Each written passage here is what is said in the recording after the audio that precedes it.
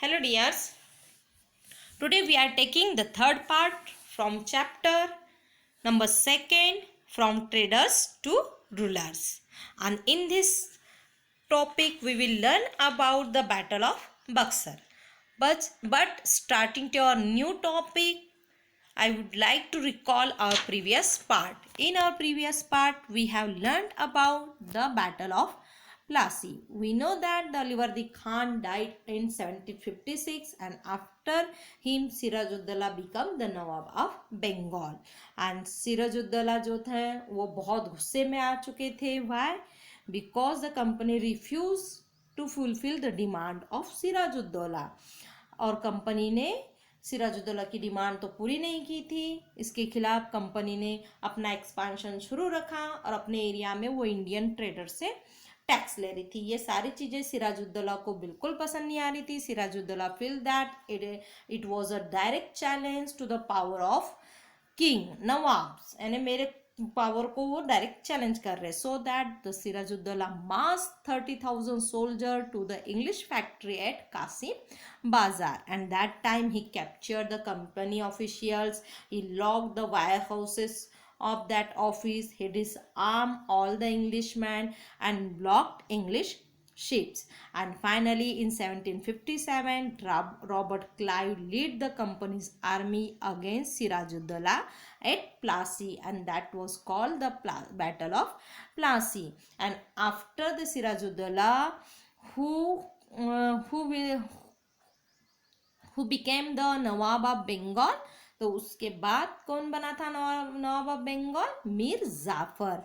क्योंकि जो कंपनी है, कंपनी ने मीर जाफर को कहा था कि आपको इस बैटल में इन्वॉल्व नहीं होना है और हम क्या करेंगे, अगर आप हमें बैटल जीतने के लिए हेल्प करते हो तो हम तुम्हें नवाब बंगाल का बना देंगे. और सेम थिंग वही हुई थी कि मीर जाफर क्या बने थे, बंगाल के नवाब बने थे.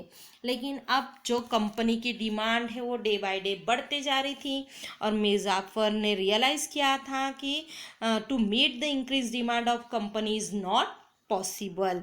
सो द कंपनी रियलाइज दैट कि अब ये जो नवाब हैं ये नवाब के लायक नहीं है. So the company abdicate in favour of his son in law. Means company ने उसे force him to abdicate. Means तुम्हें ये जो अपना डेजिग्नेशन है वो क्या करना है, छोड़ देना है. और उसकी जगह कौन बनेगा? आपका सन इन लॉ जो है मीर कासिम, वो नवाब बनेगा. अब मीर कासिम भी नवाब बन गया, वो भी कंपनी का कठपुतली था. लेकिन उसने रियलाइज़ किया था कि यदि मुझे इंडिपेंडेंस रहना है, मेरे एरिया को मुझे इंडिपेंडेंस रखना है, तो that time we need to army and treasury. हमें आर्मी की ज़रूरत पड़ेगी, ट्रेजरी की ज़रूरत पड़ेगी.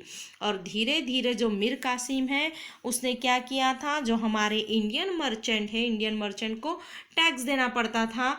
जो एरिया ब्रिटिश ने कैप्चर किया था उस एरिया में अगर इंडिया के कोई भी मर्चेंट्स बिजनेस कर रहे हैं तो that time they have to pay tax, उन्हें पे टैक्स करना है, ये ऐसा कहा गया था.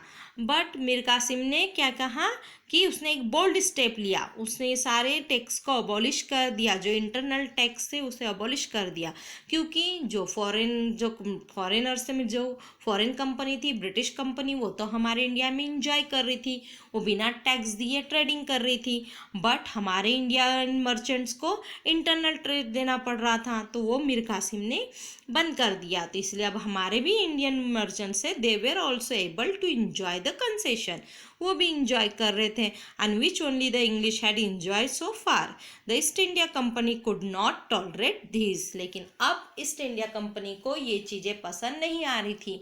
उनको लग रहा था कि मीर कासिम को हमने बनाए तो मीर कासिम तो हमारा पपेट नवाब है, और मीर कासिम पपेट नवाब होने के बाद भी हमारा अपोज कर रहा है. तो अब कंपनी को लगने लगा कि अब इसे भी हमें क्या करना चाहिए, नवाब का जो डेजिग्नेशन है वहाँ से उसे निकाल देना चाहिए. और इसीलिए कंपनी के बीच में और मीर कासिम के बीच में जो बैटल हुआ वो बैटल किस नाम से जाना जाता है? बैटल ऑफ बक्सर, जो 1764 को हुआ था. बैटल ऑफ प्लासी कब हुई थी? 1764 1757 को हुआ था और बैटल ऑफ बक्सर 1764 को. सी here is the battle of Buxar was fought on 22 to 23 October 1764 between the forces under the command of the British East India Company led by Hector Munro and the combined armies of Mir Qasim. Nawab of Bengal till 1764, the Nawab of Awadh Sirajuddaulah and the Mughal Emperor Shah Alam II, accompanied by Raja Balwant Singh of Kashi. The battle was fought at Buxar, a small fortified town within the territory of Bihar, located on the banks of Ganga River, about 130 km west of Patna. It was a decisive victory for the British East India Company. The war had been brought to an end by the Treaty of Allahabad in 1765. जो battle है प्लासी का बक्सर का वो 22 तो 23 अक्टूबर 1764 को हुआ था. किसके फोर्स के अंडर में? Command of British east India company एक साइड में थी, जिसे कौन लीड कर रहा था? हेक्टर मुनरो लीड कर रहा था. और अनादर साइड में किसकी आर्मी थी? मीर कासिम की आर्मी थी. अब मीर कासिम के साथ कौन था? नवाब ऑफ जो बंगाल 1764 में था मीर कासिम, उसकी आर्मी. उसे हेल्प करने के लिए nawab of Awadh Sirajuddaula and the Mughal emperor Shah Alam II, इन्होंने किसको हेल्प की थी? मीर कासिम को. और उसके साथ राजा बलवंत सिंह ऑफ काशी. बैटल कहाँ पे हुआ था? बक्सर में हुआ था, इसलिए उसे क्या कहा जाता है? द बैटल ऑफ बक्सर कहा जाता है. जो स्मॉल फोर्टिफाइड टाउन है with in the territory of Bihar, वो किसके बिहार टेरिटरी में आता है? बिहार के टेरिटरी में आता है. और कहाँ पे लोकेटेड है? गंगा रिवर में लोकेटेड है. और कितना एक्सपांड है इसका? 130 kilometre west of Patna. And यही जो था बैटल ऑफ बक्सर, ये बहुत बड़ी लड़ाई थी, बहुत बड़ी जीत थी ईस्ट इंडिया कंपनी की. And the war had been brought to be end by the treaty of Allahabad in 1765. और ये वॉर कब ख़त्म हुआ? जब इलाहाबाद की ट्रेटी हुई थी 1765 में. तो after the battle of Plassey there was a battle between the Mir Kasim and his allies. Mir Kasim उसके एलाइज में जिन्होंने उसे साथ दिया था, जो the nawab of Awadh Sirajuddaula and the Shah Alam II एक साइड में, और अनदर साइड में कौन थे? कंपनी थी. The allies along with Mir Kasim were defeated by the company force at Buxar. Buxar में जितने भी मीर कासिम को जिन्होंने साथ दिया था, उनके साथ मीर कासिम को हरा दिया गया था. And it was one of the most decisive battle in Indian history. It made the East India company the real master of Bengal, Bihar and Odisha. ये जो बैटल हुआ था, ये बैटल में जो कंपनी की जीत हुई थी, उससे तो कंपनी रियल मास्टर बन गई थी. किस एरिया की? बंगाल की, बिहार की एंड ओडिशा की.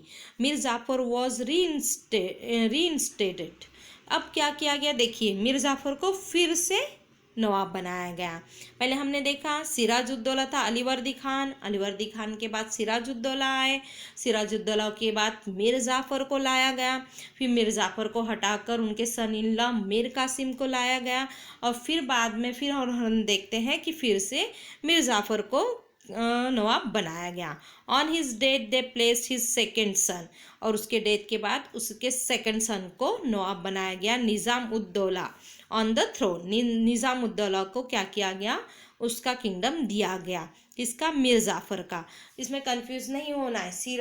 Alivardi Khan, then Sirajuddaula, then Mir Jafar, then Mir Kasim, and Mir Kasim के बाद फिर मीर जाफ़र. और मीर जाफ़र के डेथ के बाद उनका जो सेकंड सन था निज़ाम उद्दौला, उसे राजगद्दी पे लाया गया.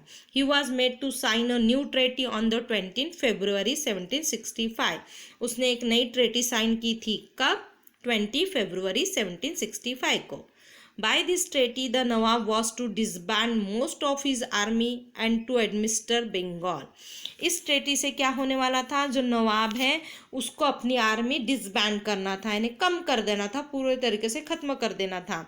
और बंगाल का एडमिनिस्ट्रेशन कौन करेगा? एडमिनिस्ट्रेशन नवाब ही करेगा. Buxar confirm the decision of Plassey. अब बक्सर में क्या हुआ, ईस्ट प्लासी का डिसीजन जो थे वो बक्सर में बताए, बक्सर की लड़ाई में हुए, जो प्लासी के जो डिसीजन थे बक्सर की लड़ाई में हुए। The new nawab of Bengal was their stooge, जो नया नवाब बना था निजामुद्दौला, वो तो क्या था कि बिल्कुल इनका कठपुतली था। The nawab of Awadh a subordinate ally, जो नवाब ऑफ अवध थे और सब ऑर्डिनेट एलाई यानी जो उसके सबऑर्डिनेट फ्रेंड्स थे, and the emperor their pensioner, और जो एम्परर थे जो उनके पेंशनर पे चल रहे थे, ये सब कैसे थे, कंपनी के हाथ के कठपुतली ही मानी जाती थी। Never after Buxar did the nawab of Bengal और Awadh ever challenge the position of the company, Buxar के लड़ाई के बाद ऐसा कोई भी नवाब नहीं आया कि जिसने इस कंपनी के अधिकार को, राइट्स को चैलेंज किया कि हम आपके खिलाफ लड़ेंगे, जो भी कंपनी कर रही है गलत कर रही है, ऐसा कहने वाला कोई भी नवाब नहीं आया। मिस लास्ट जो नवाब था वो मीर कासिम ही था।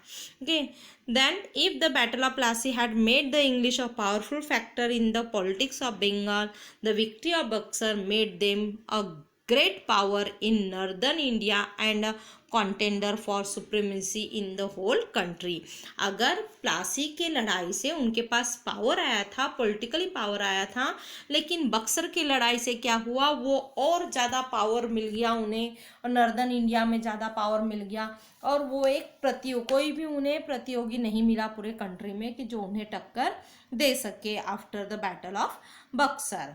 तो इस तरीके से हमने देखा है कि बैटल ऑफ बक्सर किसके बीच में हुआ था, मीर कासिम के बीच में और कंपनी के बीच में। तो मीर कासिम को किसने हेल्प किया था, the nawab of Awadh Sirajuddaula and Shah Alam second, इन्होंने उसे हेल्प किया था। अब बैटल ऑफ प्लासी किसके बीच में हुआ था, सिराजुद्दौला के बीच में और कंपनी के बीच में, इसलिए आपको ये दोनों बैटल के बीच में कन्फ्यूजन नहीं होना है। और बैटल ऑफ बक्सर में कौन सी ट्रीटी साइन की गई थी, ट्रीटी ऑफ इलाहाबाद साइन की गई थी। Okay, then see here is the picture of Mir Jafar, जिनके बारे में हमने पढ़ा कि मीर जाफर ने क्या किया था, सिराजुद्दौला को धोखा दिया था और कंपनी को साथ दिया था, किस लालच में कि उसे बंगाल का नवाब बनना था। ओके, देन मीर कासिम, जो मीर जाफर के बाद आए मीर कासिम, जो मीर कासिम क्या थे, मीर जाफर के सन इन लॉ थे। Okay, then the Diwani of Bengal, Diwani of Bengal means the Deewani rights. अब इन्हें दीवानी राइट्स क्या कहा जाता है, what is the Diwani, Diwani means to collect the tax, जो टैक्स कलेक्ट करता है, मीन्स टैक्स कलेक्ट करने का अधिकार किसे मिल गया था, कंपनी को मिल गया था। After the death of Mir Jafar in 1765, then Mughal Emperor Shah Alam II granted the Diwani rights of the provinces of Bengal to the company। अब जो मुगल था, एम्परर मुगल शाह आलम सेकेंड, उसने क्या कर दिया था, मीर जाफर के डेथ के बाद, मीर जाफर के डेथ के बाद जो emperor Mughal emperor Shah Alam second, उन्होंने दीवानी राइट्स ग्रांट किए कर दिए थे कंपनी को, किस एरिया का, बंगाल एरिया का। मीन्स बंगाल एरिया का तुम रेवेन्यू कलेक्ट कर सकते हो। और बंगाल हमने ऑलरेडी पढ़ा था कि बंगाल कैसा एरिया था, रिचेस्ट एंड प्रॉस्पेरस एरिया था, फर्टाइल लैंड थी, तो वहाँ का जो रेवेन्यू है ऑब्वियसली बहुत ज़्यादा अच्छी तरीके से आता था, तो वो अधिकार ही कंपनी को मिल गया था। This was a major breakthrough for the company because Diwani allowed it to use the vast revenue resources of Bengal. अब तो लगने लगा था कंपनी को कि हमें तो खजाने की चाबी ही मिल गई हमारे हाथ में। अभी क्यों, क्योंकि वहाँ से बहुत बड़ा रेवेन्यू आ रहा था। अब बंगाल का पूरा रेवेन्यू कौन कलेक्ट करने वाला था, कंपनी कलेक्ट करने वाला था। Then from the early 18th century, the company had buy most of the goods in India by paying in gold and silver, which were imported from Britain. This was putting a huge drain on the treasury in Britain. अब क्या हो रहा था 18th century में, जब company trade कर रही थी हमारे इंडिया से रॉ मटेरियल खरीद रही थी, गुड्स खरीद रही थी, तो उसके लिए वो गोल्ड और सिल्वर पे कर रही थी। लेकिन अब this was putting a huge drain on the treasury in Britain, तो लेकिन अब ब्रिटेन तैयार नहीं थी। After the battle of Plassey the outflow of gold from Britain slow down. Plassey के बैटल के बाद तो जो आ रहा था ब्रिटेन से गोल्ड, क्योंकि ब्रिटेन का गोल्ड अब खत्म हो रहा था तो वो बिल्कुल बंद हो चुका था, थोड़ा थोड़ा आ रहा था। And this outflow completely stop after the company got the Diwani of Bengal. लेकिन जब कंपनी को दीवानी ऑफ बंगाल मिला तब से तो कंपनी ने बिल्कुल ही इंपोर्ट करना बंद कर दिया था गोल्ड और सिल्वर। पहले उसे कोई भी चीज़ लेनी होती थी तो that time they give the gold and silver to the Indian nawab. Indians के नवाब को सिल्वर या जो भी जिससे भी वो ट्रेडिंग कर रहे थे उन्हें वो सिल्वर कॉइन और गोल्ड कॉइन दे रहे थे। लेकिन अब उन्होंने प्लासी की लड़ाई से थोड़ा कम कर दिया और जब दीवानी ऑफ बंगाल उन्हें मिला तो उन्होंने टोटली बंद कर दिया। इस तरीके से हमने देखा कि जो ट्रेडर्स थे वो क्या बन गए थे, अब रूलर्स बन गए थे। तो देखिए यहाँ पे बताया गया है कि जब उन्हें बंगाल का मिला वो किसने दिया था, शाह आलम सेकेंड ने, who was still the titular head of the Mughal emperor, जो क्या था मुगल एम्परर का सिर्फ नाम मात्र नवाब था। Thus it hold over Bengal was legalise and the revenue of this rich provinces place at its command. अब उसको क्या लगा, पूरा बंगाल का क्या हो गया, लीगलाइज हो गया कि लीगलाइज तरीके से अब इसका रेवेन्यू कौन कलेक्ट करेगा, कंपनी करेगा। In return the company agreed to pay ₹26 lakhs annually to him. अब इसके लिए क्या हो रहा था, जो कंपनी है कंपनी कितना पे करने वाली थी, कंपनसेशन कितना देने वाली थी, the company return 26 lakhs annually to him, means उसे पूरा सालाना 26 लाख देने वाली थी। And secured from him the Diwani of Kara and Allahabad, और उसे सिक्योर कर दिया गया था, कहाँ से, दीवानी ऑफ कारा और इलाहाबाद से। For 6 years the emperor resisted in the fort of Allahabad as a virtual prisoner of the company। अब 6 साल तक के ये राजा ने सिर्फ एक राजा का काम कर रहा था, इलाहाबाद के फोर्ट में बैठकर वो सिर्फ एक नॉमिनल नाम मात्र राजा था, प्रिजनर जैसा हो चुका था। वो वहाँ से कुछ भी वर्क नहीं कर पा रहा था क्योंकि सारा जो पावर है वो किसने ले लिया था, कंपनी ने ले लिया था। अब the nawab of Awadh was made to pay a war indemnity of 5 million rupees to the company. अब जो अवध का नवाब है उसको क्या कहा गया कि तुम्हें हमें क्या करना है, जो वार हुआ है वो वार के लिए तुम्हें हमें जितना भी हमारा डैमेज हुआ, जो भी हमारा नुकसान हुआ उसके लिए तुम्हें 5 million rupees कंपनी को पे करना है। The two signed an alliance by which the company promised to support the Nawab from any outside।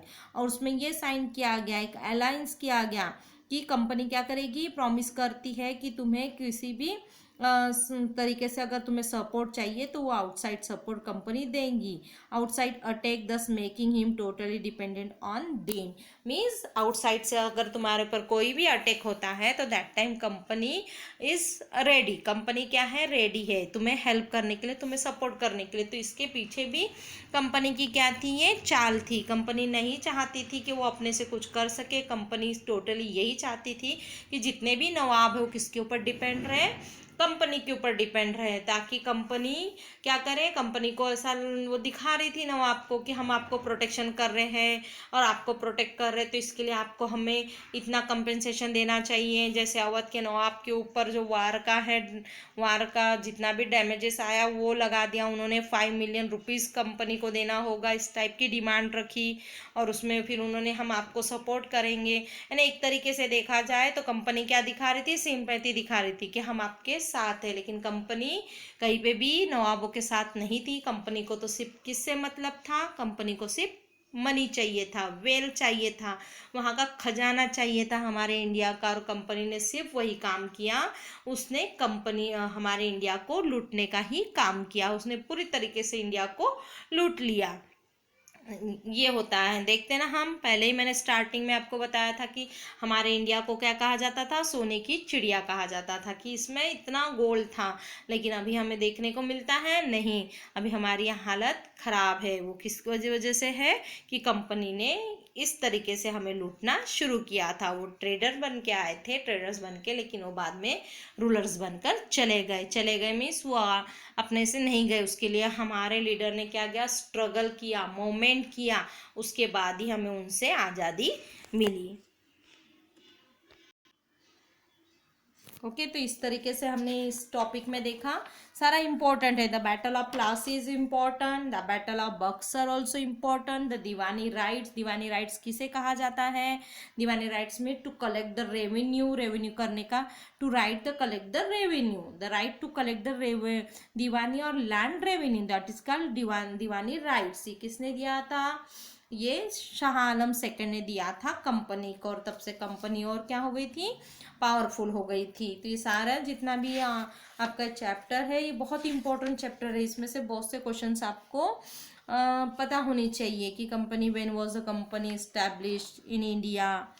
Okay ये इस टाइप के, how did the company conquest on Bengal, Bengal पे कैसे कॉन्केस्ट हासिल किया, what was the outer break of the Plassey, Plassey का outer break क्या हुआ, और write the incident of Plassey, ये भी आ सकता है, write a short notes of Buxar, इस टाइप के question, the Diwani, what is the Deewani rights. Okay तो इस टाइप के क्वेश्चंस आपको आ सकते हैं, तो ये आपको प्रिपेयर करना है। Please prepare notes also, notes ये अच्छी हैबिट है, नोट्स बनानी चाहिए, क्योंकि नोट्स अगर आप पढ़ रहे हो तो इससे क्या होता है, आपके सारा जो चैप्टर है चैप्टर की आइडिया आप लोग को आ जाती है। ओके देन उसके बाद के हम सेकेंड हमारे जो हमारा फोर्थ पार्ट होगा उसमें हम पढ़ेंगे ड्यूअल सिस्टम ऑफ एडमिनिस्ट्रेशन।